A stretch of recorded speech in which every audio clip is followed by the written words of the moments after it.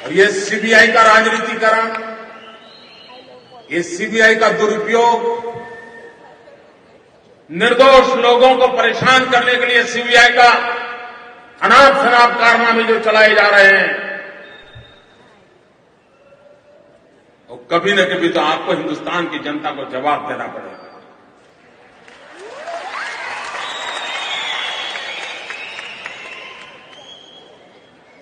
और अपने राजनीतिक आकाओं को खुश करने के लिए सीबीआई के जो लोग उनके हथियार बन रहे हैं, उन सबको मैं चेतावनी देता हूं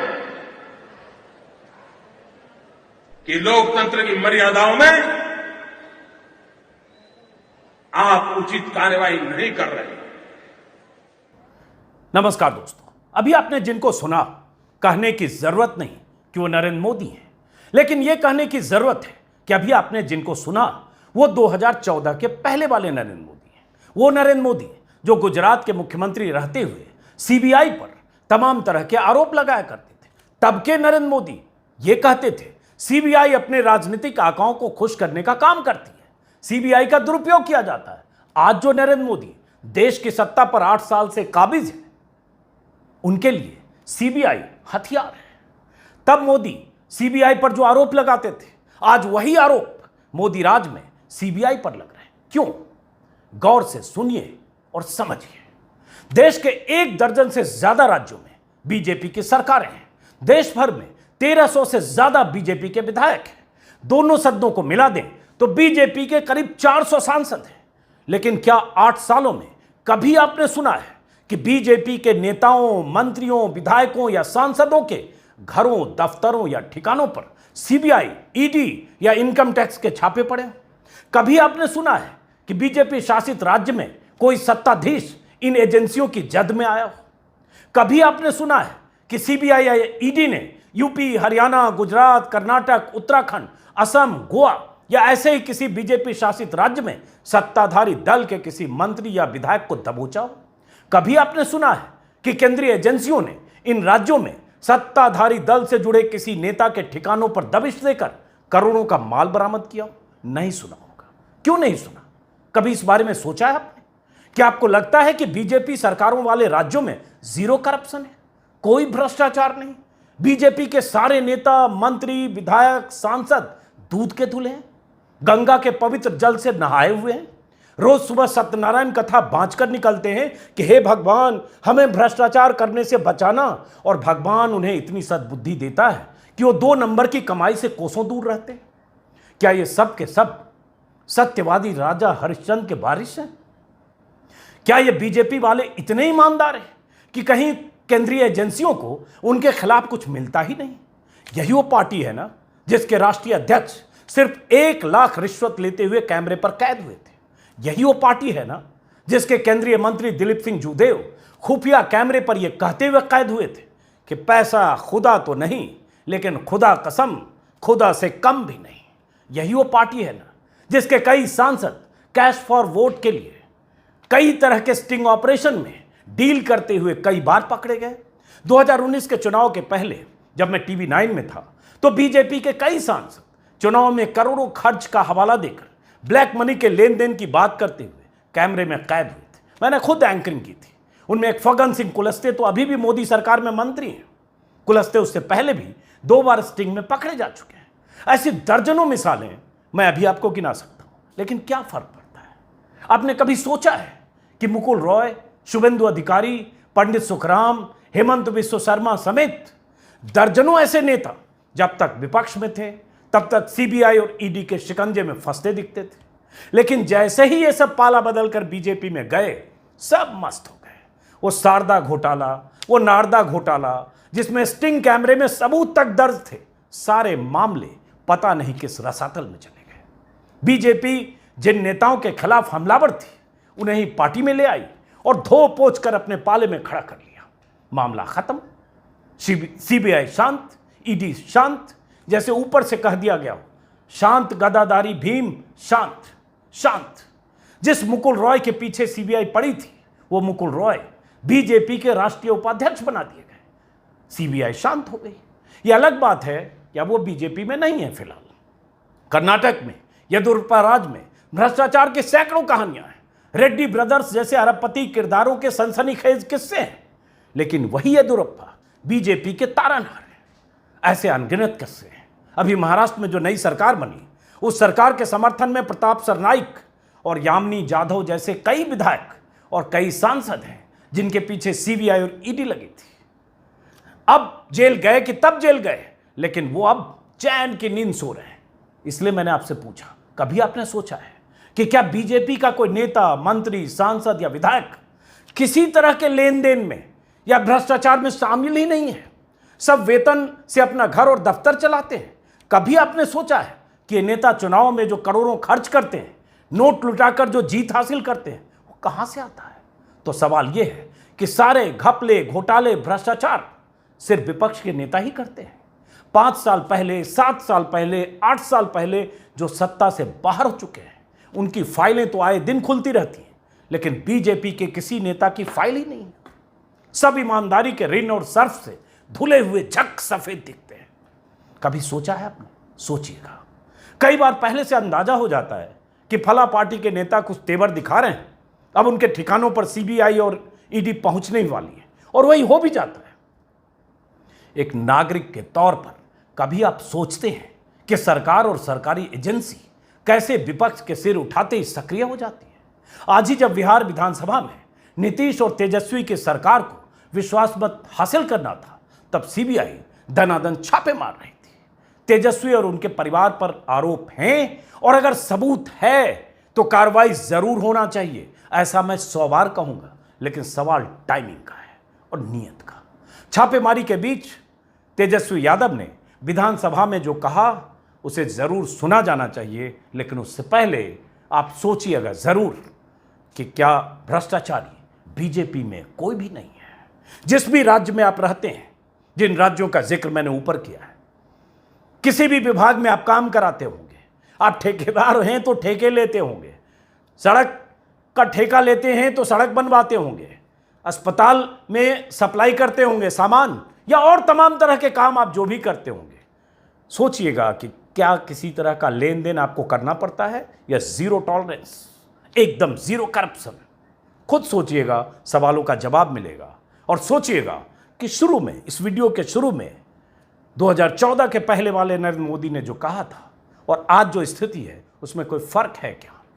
सुनिए जरा तेजस्वी यादव ने क्या कहा आज विधानसभा में। जहां जहां बीजेपी हारती है या बीजेपी जिससे जिससे डरती है, वहां ये अपने 3 जमाई आगे कर देते हैं। पहला जमाई सीबीआई, दूसरा जमाई ईडी, तीसरा जमाई इनकम टैक्स। अभी हमको सूचना मिली कि कुछ गोदी पत्रकार मीडिया जो कि दिन रात टीटीएम का काम करती है एक पार्टी के लिए, उसमें चलाया गया कि भाई तेजस्वी का मॉल है गुरुग्राम में सेक्टर 71 में। बड़ी अच्छी बात है, खूब छापा मारी, मॉल से हिलिए ही मत, कहीं मत जाइए, दिन रात वहीं सोइए। लेकिन कम से कम जो देश की सबसे बड़ी जांच एजेंसी है, दुर्भाग्य देख लीजिए कैसा जांच कर रही है, जो मेरा है ही नहीं, जबरन जो है मेरा नाम लिया जा रहा। वो मॉल का क्या नाम है? अर्बन क्यूब प्रोजेक्ट का नाम है, अर्बन क्यूब। हम पता करवाए भाई कि भाई कंपनी का डिटेल निकालो, इस मॉल का डिटेल निकालो। तो जब डिटेल निकला तो पता चला कि एक डायरेक्टर है इसमें, कृष्ण कुमार करके, जो कि आपके भिवानी हरियाणा के रहने वाले हैं, ये उसमें डायरेक्टर है। और हम तो बाकायदा पूरी कंपनियों का कागज लेकर के आए हैं, डिटेल लेके आए। अब सीबीआई अच्छा है कि वहां पहुंच गई है, छापे मार रही है।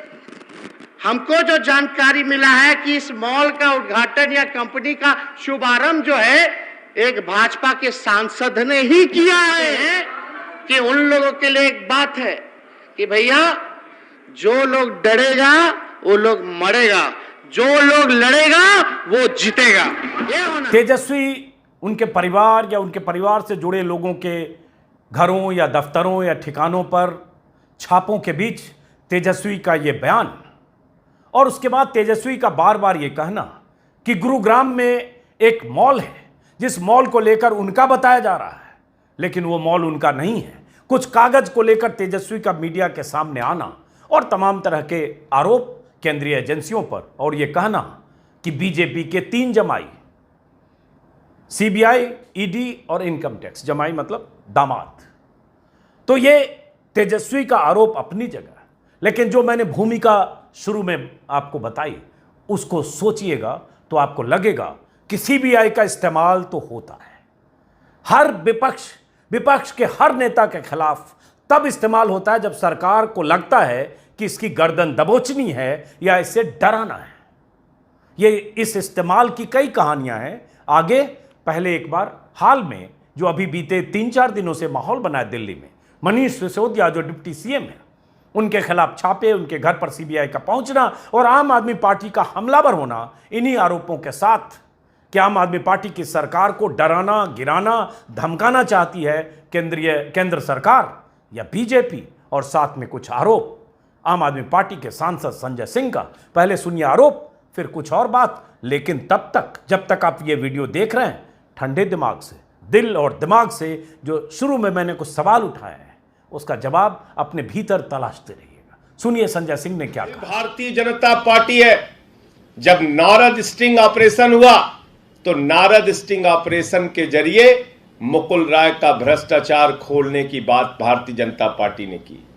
पूरे देश में हंगामा किया, कहने लगे नारद स्टिंग ऑपरेशन खोल दिया, नारद स्टिंग ऑपरेशन खोल दिया, मुकुल राय का भ्रष्टाचार खोल दिया। और उस भ्रष्टाचार में जो जो लोग शामिल थे मुकुल राय के साथ, वो सारे के सारे लोग बीजेपी में शामिल हो गए। वो सारे के सारे लोग बीजेपी में शामिल हो गए। शारदा घोटाला खत्म हो गया, नारद स्टिंग ऑपरेशन खत्म हो गया, मुकुल राय का भ्रष्टाचार खत्म हो गया।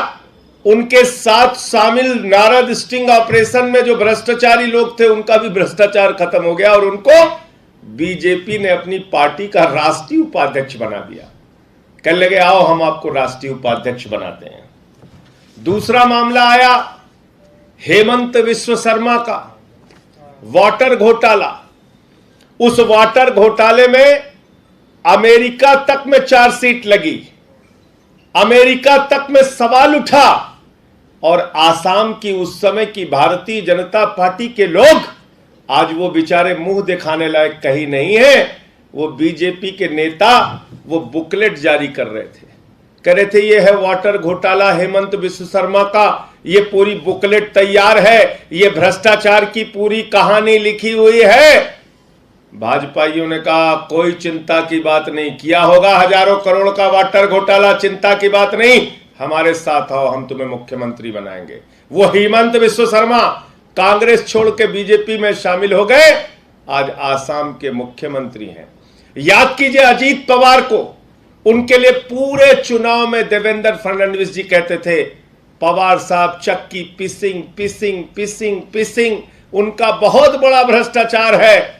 और सुबह सुबह 6:30 बजे चोरी चोरी चुपके चुपके फिल्म की सीन की तरह गए फडणवीस जी और अजीत पवार जी, दोनों लोग शपथ लेकर आ गए। याद कीजिए नारायण राणे, उनके खिलाफ बाकायदा जमीन घोटाले का मामला चल रहा था, उनको अपने साथ तोड़ के लाए, उनकी पार्टी का विलय कर लिया और उनको पहले राज्यसभा का सांसद बनाया और फिर देश का मंत्री बना दिया। याद कीजिए टेलीकॉम घोटाला हुआ था इस देश में, एक बहुत बड़ा भ्रष्टाचार हुआ था और उस टेलीकॉम घोटाले को लेकर भारतीय जनता पार्टी ने 20 दिन तक देश की संसद चलने नहीं दी। यह है बीजेपी का चाल चरित्र और चेहरा, याद रखिएगा। उस सुखराम जी के और टेलीकॉम घोटाले को लेकर 20 दिन तक देश की संसद नहीं चलने दी, लेकिन उसी सुखराम को हिमाचल प्रदेश के अंदर अपनी सरकार में उप मुख्यमंत्री बनाने का काम किया। तो जो लोग भारतीय जनता पार्टी के साथ आ जाते हैं, वो तुरंत ईमानदार हो जाते हैं, उनकी ईडी की जांच बंद हो जाती है, उनकी सीबीआई की जांच बंद हो जाती है, उनका भ्रष्टाचार ठंडे बस्ते में डाल दिया जाता है। याद कीजिए, येदियुरप्पा, हजारों करोड़ का माइनिंग घोटाला हुआ, भ्रष्टाचार में फंसे, उनको निकाल के बाहर कर दिया गया, फिर बाद में उनको लाकर मुख्यमंत्री बना दिया गया। याद कीजिए, व्यापम घोटाला, शिवराज सिंह जी की सरकार सिर्फ फंसी ही नहीं, कई लोगों ने आत्महत्या की उस व्यापम घोटाले को लेके। कितने प्रदर्शन हुए, आंदोलन हुए, लेकिन 2017 में व्यापम घोटाले में शिवराज सिंह जी की सरकार को पूरी तरीके से क्लीन चिट दे दिया गया। तो मेरा सवाल है आज भाजपाइयों से कि जिस संजय राठौड़ के लिए तुमने अनशन किया था, आंदोलन किया था, महाराष्ट्र के उप मुख्यमंत्री देवेंद्र फडणवीस जी ने कहा था मैं आत्महत्या कर लूंगा अगर इस संजय राठौड़ को नहीं निकालोगे, इसके ऊपर तो तमाम आरोप हैं। उसी संजय राठौड़ को जब निकाल दिया बाहर उद्धव ठाकरे जी ने, तो दोबारा सरकार बनाने वक्त जब जरूरत पड़ी तो राठौड़ को मंत्री पद की शपथ दिलाई और फडणवीस जी ताली बजा रहे थे। यह है बीजेपी का चाल चरित्र। और आम आदमी पार्टी के सांसद संजय सिंह ने जो कहा उसमें कुछ बातें तो तार्किक हैं, कुछ मिसाल तो सबके सामने है, कुछ का जिक्र मैंने भी किया। आम आदमी पार्टी के आरोप अपनी जगह, सिसोदिया पर अगर शराब नीति में घपले का सबूत है वो सबूत अपनी जगह, और उस पर कार्रवाई होनी भी चाहिए। बार बार मैं ऐसे मामलों में साफ कहता हूं, लेकिन सवाल जो मैंने पहले कहा नियत का है, इस्तेमाल का है, हथियार का है, और जब तब विपक्षी दलों की गर्दन दबोचने जैसा दिखता है उसका है। और चाहे राजस्थान में जब अशोक गहलोत की सरकार पर कोई खतरा था, तब जब गहलोत अपनी सरकार बचाने की कोशिश कर रहे थे, तभी वहां छापे पड़ने लगे इनकम टैक्स और केंद्रीय एजेंसियों की। चाहे बंगाल में छापे पड़ते हों, चाहे जो भी विपक्ष के नेता हों, राहुल गांधी और सोनिया गांधी का तो जिक्र ही क्या करना, आए दिन 5-5 घंटे, 10-10 घंटे, 12-12 घंटे ईडी बुलाती है उन मामलों में जो कई साल पहले के। और इस देश में पता है कि 2014 के पहले रॉबर्ट वाड्रा को लेकर इतनी बातें कही जाती थी, प्रधानमंत्री मोदी अपने रैलियों में खलनायक की तरफ पेश करते थे। मोदी की ताजपोशी के 8 साल हो गए, हरियाणा में चुनाव हो गए, हरियाणा में वाड्रा को जेल भेजने के नाम पर बीजेपी जीत गई, और उसके बाद वाड्रा घूम रहे हैं, पता ही नहीं कि वो आरोप का क्या हुआ, और वाड्रा को जेल भेजने की जो बातें कही जाती थी रैलियों में उसका क्या हुआ।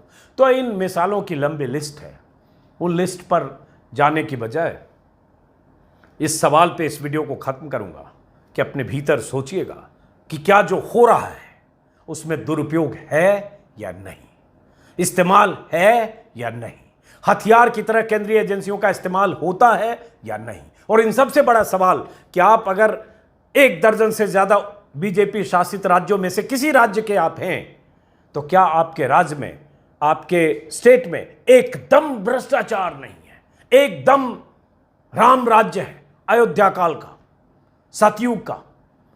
जवाब आपको खुद मिल जाएगा। वीडियो को खत्म करने से पहले एक अपील कि मैंने एक नया YouTube चैनल शुरू किया है, जीतन न्यूज़ शॉर्ट्स, जिसमें छोटी खबरों का छोटा संस्करण। अगर आपको लगे तो आप उसे सब्सक्राइब कर सकते हैं, इस चैनल को तो आप सब्सक्राइब करें। फिलहाल नमस्कार।